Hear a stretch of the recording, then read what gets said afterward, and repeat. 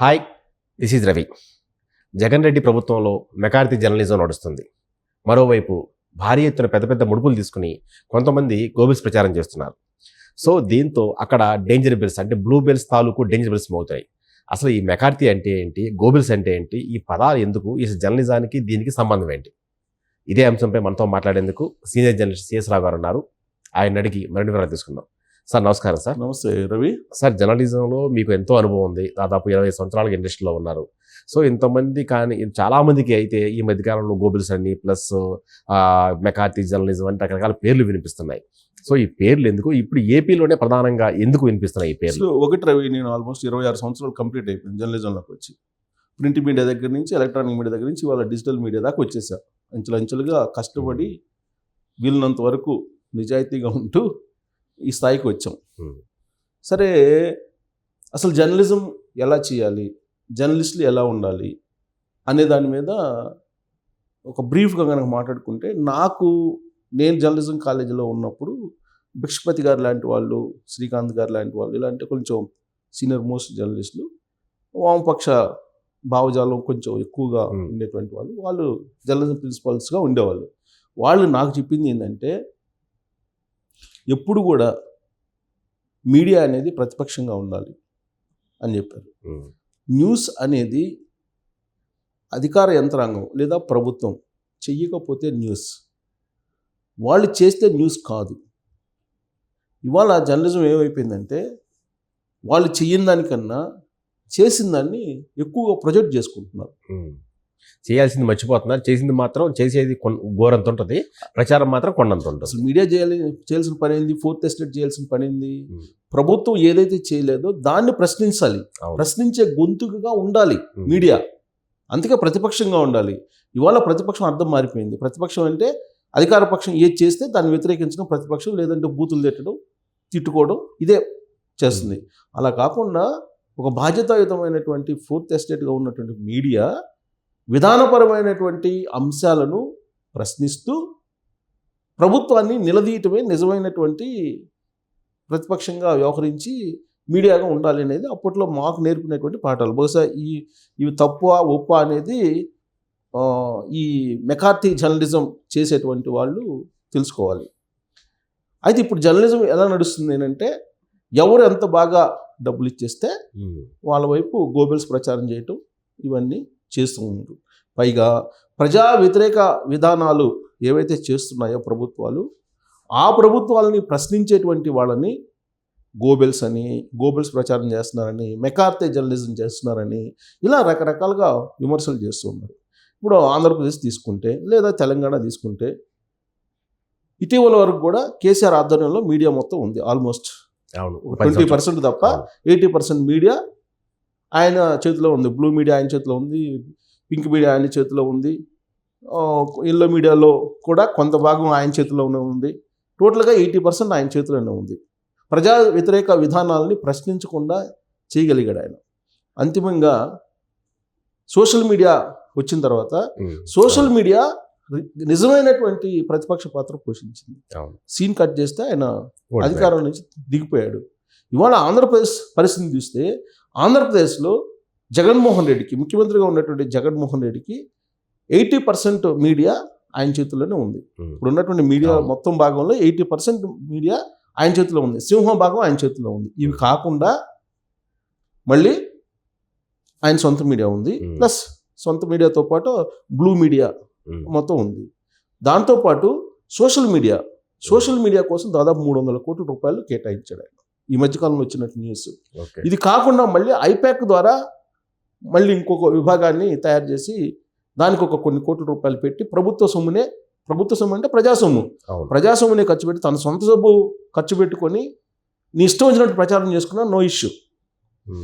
ప్రజాధనాన్ని వెచ్చించి సలహాదారులను కొంతమంది పెట్టుకొని అవసరం లేనప్పటికీ ప్రజాధనాన్ని దుర్వినియోగం చేస్తూ ఈ మెకార్థీ జర్నలిజం అనే దాన్ని ఇంట్రొడ్యూస్ చేస్తున్నాడు ఈ టైంలో.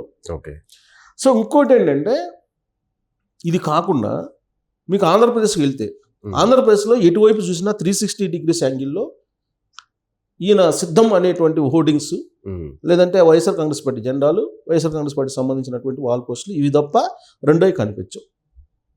దీనికి దాదాపు అదొక 300 కోట్లు 400 కోట్లు ఖర్చు పెట్టారని చెప్పి చెబుతున్నారు. అది కూడా ప్రభుత్వ సొమ్ముతోటే. ఓకే. అది ప్రభుత్వ పార్టీ అనేది వేరియేషన్ ఉంటుంది. ఈ వేరియేషన్ని కలిపేసి మొత్తం ప్రజా సొమ్ముతోటే ఎంత పీక్స్కి వెళ్ళిందంటే ప్రచారం అంత పీక్స్కి వెళ్ళిపోయింది. నిన్న జయప్రకాష్ నారాయణ లాంటి వాళ్ళు కూడా చెప్తున్నారు. ఆయన ఏం చెప్తున్నారు, లాస్ట్కి చచ్చిపోయిన డెత్ సర్టిఫికేట్ మీద కూడా జగన్మోహన్ రెడ్డి ఫోటో వేసుకుంటున్నారు. తర్వాత పొలాల్లో ఉండేటువంటి సర్వే రాళ్ళ మీద కూడా ఆయన ఫోటో వేసుకుంటున్నారు. స్టిక్కర్లు కూడా అంటిస్తున్నారు అని చెప్పి చెప్తున్నారు. సో ఇక్కడ మెకార్తీ జర్నలిజం అంటే ఏంటి అని అంటే సింపుల్గా చెప్తా, ఎక్కువ నేను దాని మీద వెళ్ళట్లా. జగన్మోహన్ రెడ్డి ప్రభుత్వాన్ని విమర్శించితే వాడు కమ్మోడు, లేదంటే చౌదరి, లేదా తెలుగుదేశం పార్టీ, లేదా చంద్రబాబు నాయుడు జైల్లో మనిషి, ఇది వినిపించేది. ఓకే.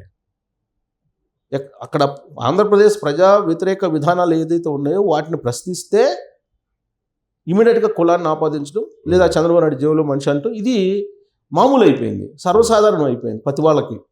తర్వాత తెలంగాణలో మొన్నటి వరకు కేసీఆర్ ప్రభుత్వాన్ని విమర్శిస్తే ఈడు ఆంధ్రోడు, అవును, సెంటిమెంట్ రైల్ చేయాలి, ఈడు ఆంధ్రోడు అని చెప్పి ఒక మాట వేసేయటం, అతని మీద ఒక అభాండం అవటం.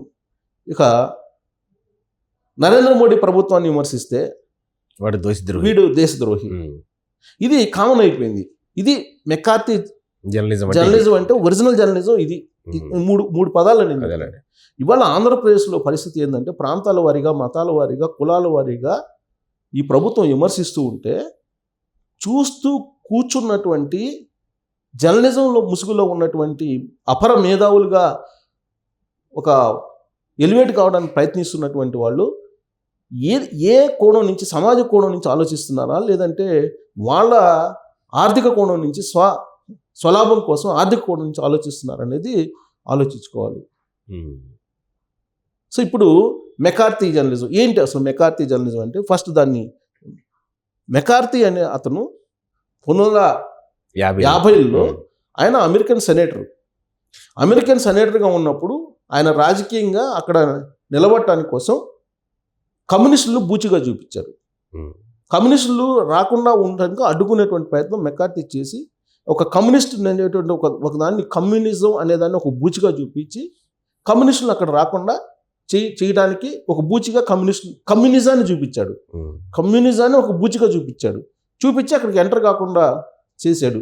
చేయడానికి రకరకాల మార్గాలను ఎదుర్కొని ఆయన ఈ ప్రచారం చేసి విస్తృతమైనటువంటి ప్రచారం చేసి కమ్యూనిస్టులు అక్కడ రాకుండా, అంటే నాన్ అమెరికన్స్ని అక్కడ రాకుండా, కమ్యూనిస్టులు కాదు నాన్ అమెరికన్స్ని అక్కడ రాకుండా కమ్యూనిజం అనేటువంటి బూచిని చూపించి అమెరికా ఏతరులో అక్కడికి రాకుండా చేసినటువంటి ప్రచారం, అదే మెకార్తీ జర్నలిజం. అప్పుడు మీడియాలో విస్తృతమైనటువంటి ప్రచారం చేశాడు. కమ్యూనిజం అనేటువంటి బూచిని చూపించి అమెరికన్స్ని రాకుండా చేయడానికి ఉపయోగించినటువంటి జర్నలిజాన్ని మెకార్తీ జర్నలిజం అని అంటారు. ఓకే.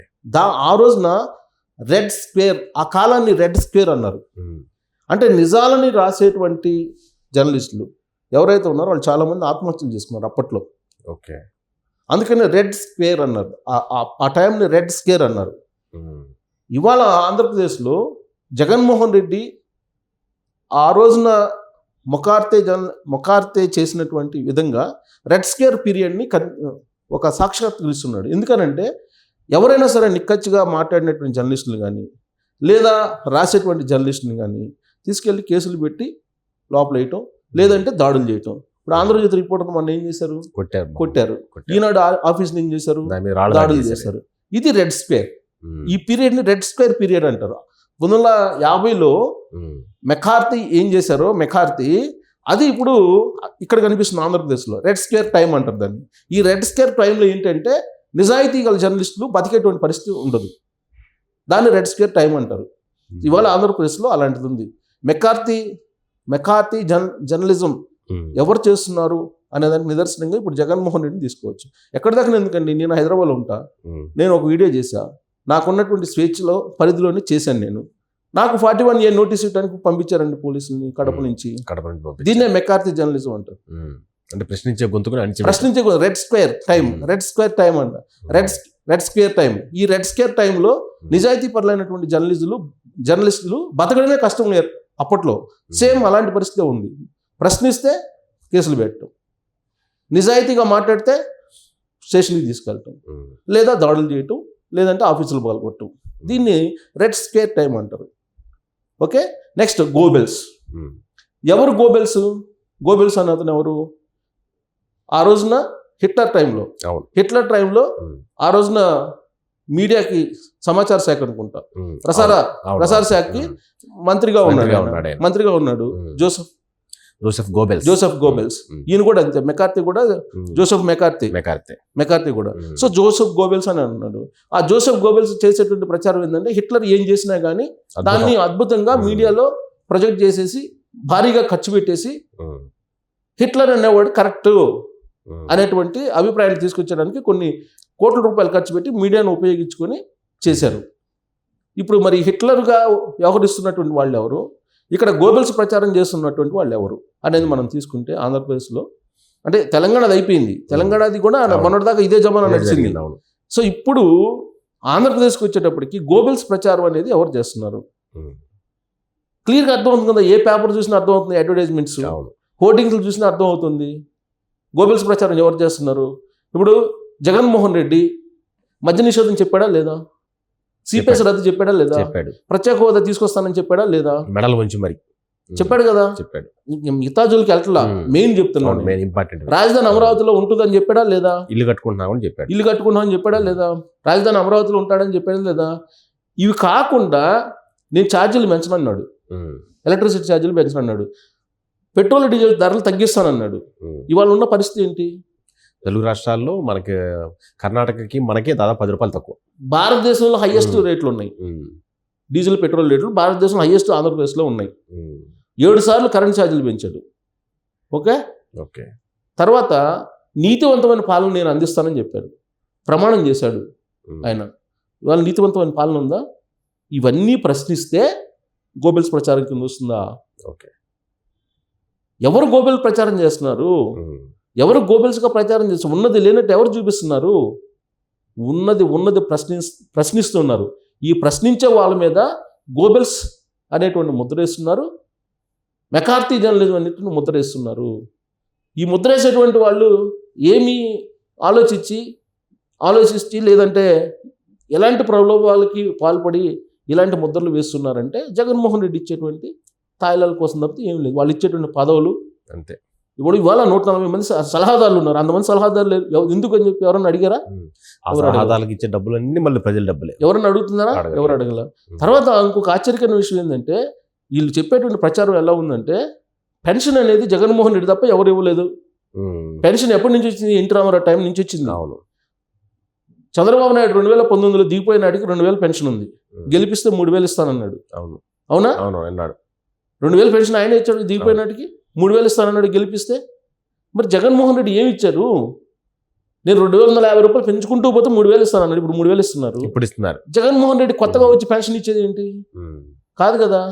ఒకే పరిపాలన ఒక్కొక్కరు ఒక్కొక్క విధంగా ఉండొచ్చు. ఆ రోజున ఇంటికి తీసుకెళ్ళి ఇవ్వలేదు, ఇవాళ ఇంటికి తీసుకెళ్ళి ఇస్తున్నాడు జగన్మోహన్ రెడ్డి. ఓకే, మంచిది, అప్రిషియేషన్. అది ఒక అడుగు ముందుకేసావు.